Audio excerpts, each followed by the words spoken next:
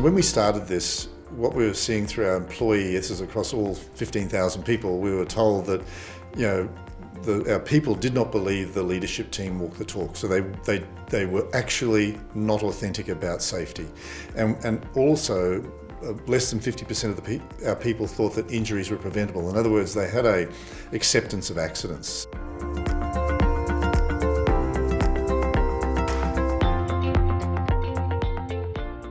Well, when you think about critical risks, ultimately, when you put them out there, there's a bunch of what I call, you identify them and you've got all the controls that you want to see used.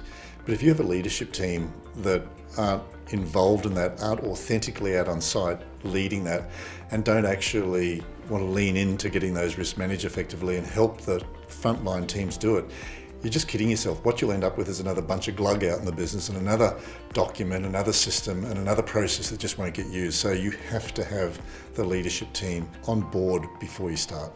The board have been trained on our leadership programs, they've been trained on critical risk control, so we expect them when they're out there to be on song as well. The full leadership team, and when I mean full, it's the executive, but right through the top 2,500 leaders are actually, so we go right down to front leadership, and those leadership training programs are done by myself and the broader leadership team, because that really makes it authentic and really gets the organisation saying, oh wow, the leadership are committed and we are taking this seriously.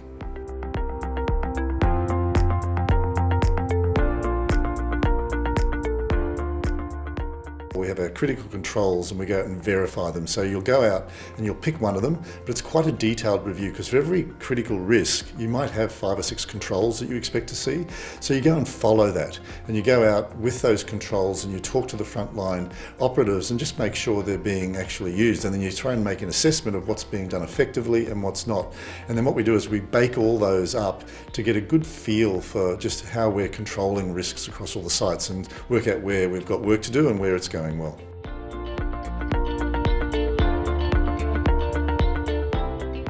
We have some quite big contractors or logistics companies or service providers that work with us. So a big company, in our view, has to be running with the sort of programs we're running or their equivalent, and they've got to be genuine. And if they're not, then they get an opportunity to pivot and get on song, or they're gone.